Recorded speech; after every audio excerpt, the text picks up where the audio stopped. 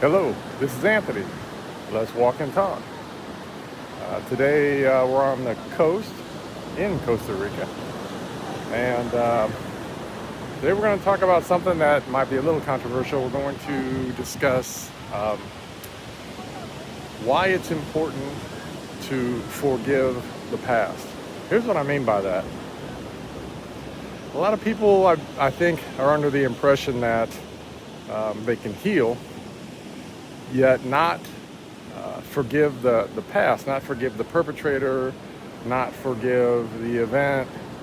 And I used to be one of those folks. I used to be one of those people that believed that believed that it was possible to actually heal and not forget the event, and not forgive the event, not forgive the person that perpetrated the big T trauma. However, on my healing journey, I discovered a few things. Now, when something happens traumatic, a big key event, most people find it very difficult to forgive. Now, let's understand, forgiving doesn't mean forgetting. Quite the contrary. Forgiving means that what you're doing is you're unburdening self from the weight of carrying the energy from the big T trauma. For instance, when I say the energy from the big T trauma, what I mean is from carrying the thoughts, the grudge, the discontent, all of the things that I think people think that it's okay to continue to grasp onto while they're going through life. However, here are a few things to consider. Again, remember, as we have these discussions, this isn't about judging you on your journey, judging your choices for your journey. All I can do is share with you things that I've discovered for self on the journey, in hopes that it will help you to better understand yourself on your journey.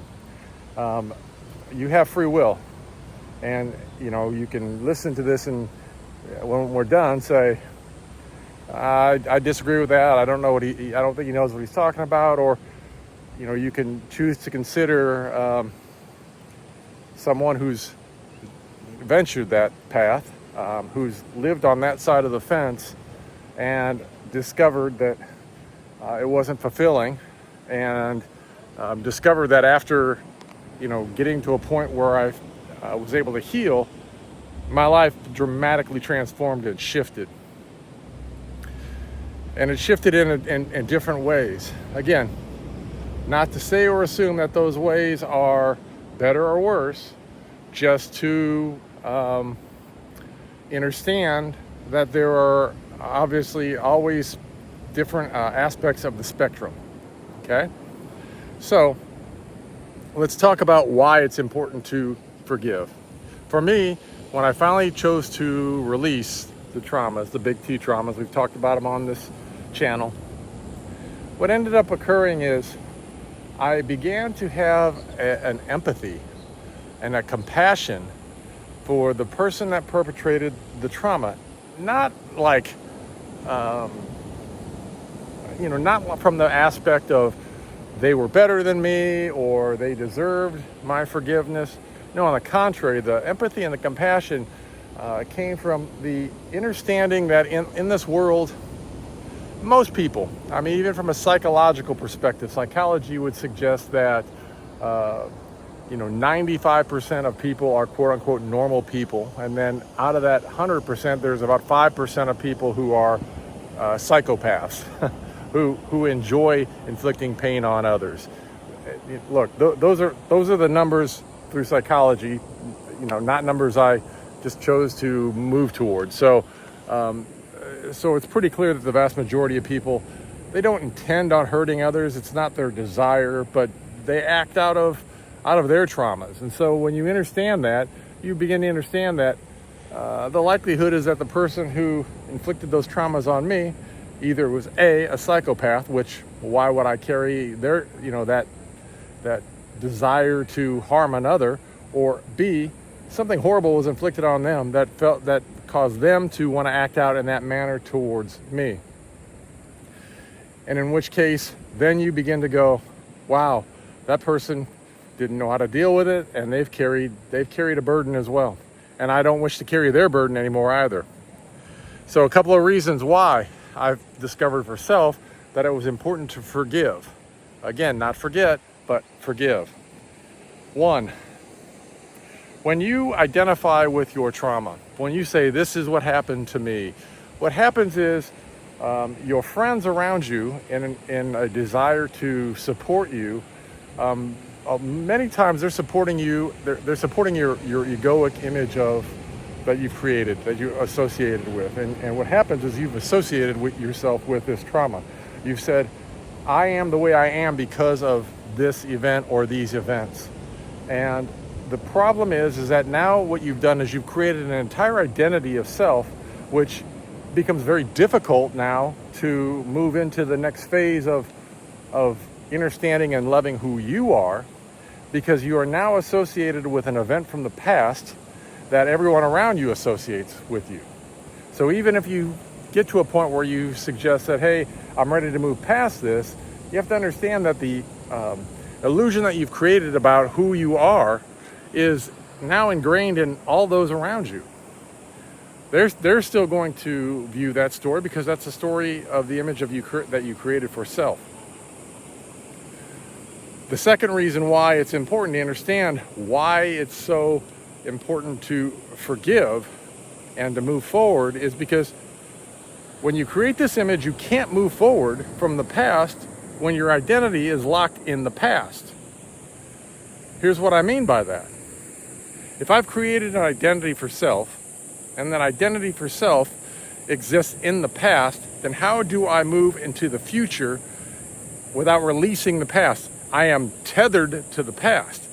And really, the only way I've discovered around that is you are then required to always be in the present moment. Because the moment you slip out of the present, you're going to either fall into the past or you're going to focus on the future.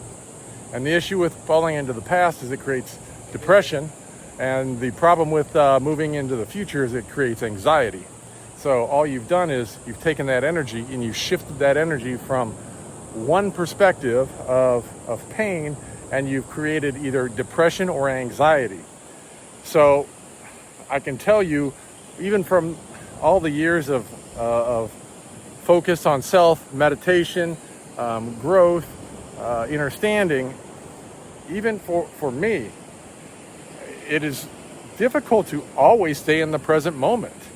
I would suggest that even some of the most learned masters, they also would find difficulty in telling you that they always are able to stay in the present. I would like to sit here and tell you that that's a constant for me, but even with having mastered self and mastering my own mind, the issue is that ego can always slip in. It can slip in through anything. It can slip in through even spiritual practice, to where now you might have released yourself of the ego of who you are, but then ego will slide in from a spiritual perspective, making you then start to go, oh, well, I'm in an amazing place because I understand these things that others don't. You see, and that's always an issue, and that's always something, even for me, that I check myself with, because you begin to understand that everyone's on their own journey, and being on your own journey, no journey is better or worse than any other journey. Some people say, like, I don't even judge the journey that people are on. You see the little, I guess that's a Gila monster right there. I'm not sure what you would, if you could see that or not on the rock. Anyways, I don't judge anyone's journey. My journey wasn't harder than anyone else's, and no one else's journey was harder than mine. It's a situation where you begin to understand that as a soul, you signed up for certain understandings, and you signed up for what you were prepared to be able to deal with. And to judge that your journey was more difficult than someone else's, or to assume that you had a more difficult path, again, that's ego. Again, that's comparing your life to another. Again, when we get to these things, who was it? We talked about this before. I'm not sure if it was Ben Franklin or maybe it was Teddy Roosevelt. I can't remember who said it, but he said essentially that comparison is the thief of happiness. You see, when you find yourself comparing your journey, again, that's an aspect of ego, and what that does is it actually pulls you out of the present moment, and it pulls you into, emotions that can be difficult to deal with. So these are a couple of the reasons why truly moving out of, a situation of carrying that negative energy that someone else essentially projected onto you, and moving towards completely forgiving is so important. Completely forgiving and forgiving that person and forgiving yourself, actually, for whatever you might judge yourself for. For me, it was feeling like I didn't have the strength to stand up and say no. But also in the journey, understanding that, when you become groomed at a very young age, you essentially are programmed, as we talk about a lot on this channel, you're programmed to accept, you're programmed to understand that is okay, even though it's not. But what say you? How do you feel about that on your journey? Do you feel like it's possible to carry your trauma, to not forgive, but that you can heal without forgiving the other party? Or do you feel like it's important to release essentially all ties that party has to you by just forgiving them, accepting where they were on their journey, accepting that something wasn't okay, and moving forward with your life? As always, if you enjoy this content, please like, share, and subscribe. I am truly grateful. But until we talk again, peace, love, light. I hope you have the most amazing day.